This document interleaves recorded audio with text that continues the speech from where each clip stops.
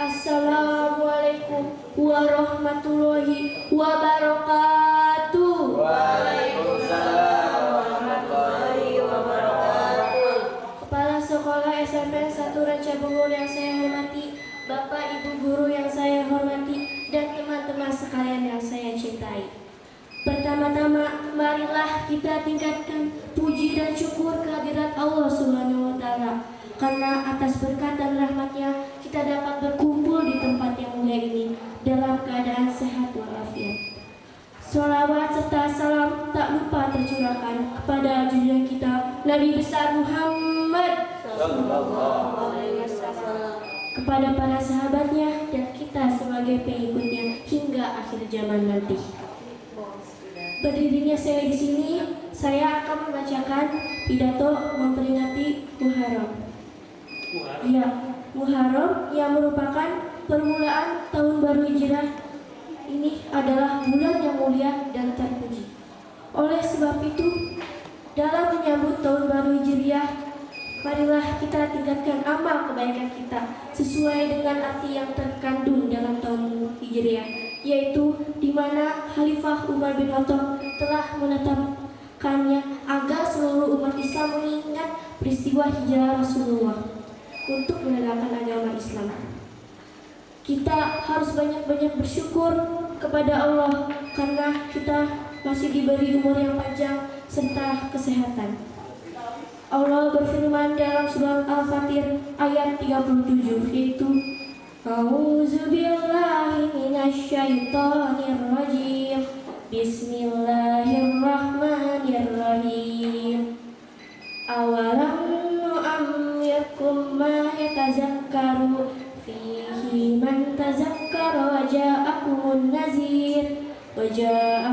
naziru fazukku fama bizzalimina min nasir. Artinya, dan apakah kami tidak memanjangkan umurmu dalam masa yang cukup untuk berpikir bagi orang yang mau berpikir, dan apakah tidak datang kepadamu pemberi peringatan?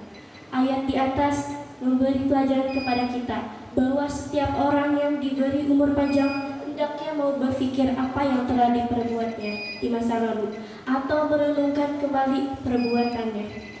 Perbuatan yang salah harus diperbaiki lagi supaya menjadi benar, dan yang kurang hendaknya ditambah supaya menjadi sempurna. Demikian seterusnya sehingga amal kita menjadi sempurna. Marilah kita senantiasa agar selalu berdoa agar pada saat memasuki tahun baru Hijriah ini kita selalu diberi petunjuk menuju jalan yang lurus oleh Allah, bukan jalan orang-orang yang dimurkainya.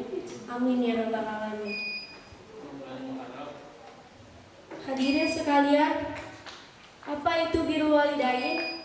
Birrul walidain adalah bagian dalam etika Islam yang menunjukkan kepada tindakan berbakti, berbuat baik kepada kedua orang tua, yang mana hukumnya itu wajib bagi setiap muslim meski kedua orang tuanya non-muslim.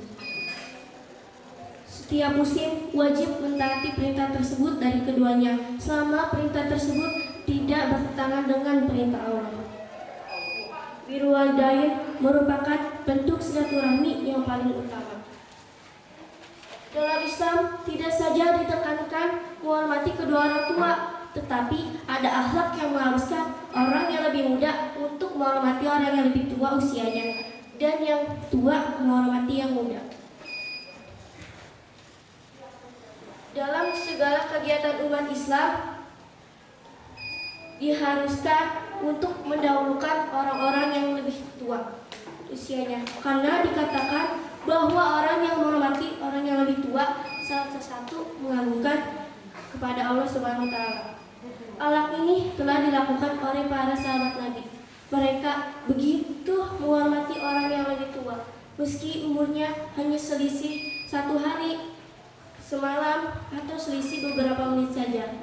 Walau beberapa menit saja, kita harus menghormati yang lebih tua, apalagi yang umurnya jauh-jauh lebih tua daripada kita. Sebagai seorang pelajar, kita harus belajar menuntut ilmu, karena ilmu mempunyai peranan penting dalam hidup ini. Karena Dengan ilmu yang dimiliki seseorang akan mampu membedakan yang hak dan batil.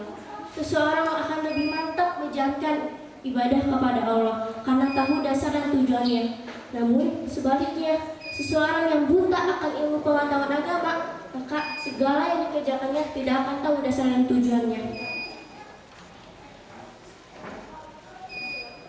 Berkaitan dengan hal tersebut, Rasulullah SAW bersabda yang artinya menuntut ilmu itu wajib bagi setiap orang Islam laki-laki dan perempuan. Kita diperuntukkan semuanya untuk menuntut ilmu, mau laki-laki maupun perempuan.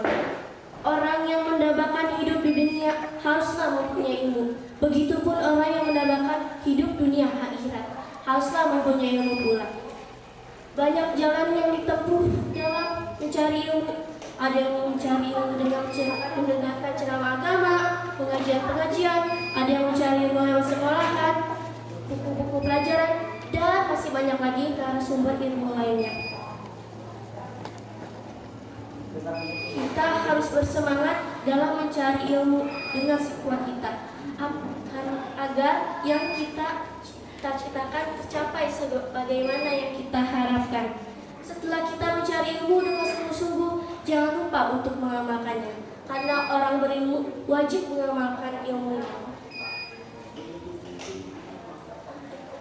Jangan sampai ilmu yang dimilikinya disembunyikan, karena bila ilmu disembunyikan, maka ancaman Allah yang akan diterima. Burung dara, burung cendrawasih, cari dulu di Papua. Cukup sekian, terima kasih. Semoga bermanfaat untuk semua. Wabillahi wa taufiq wal hidayah. Wassalamualaikum warahmatullahi wabarakatuh.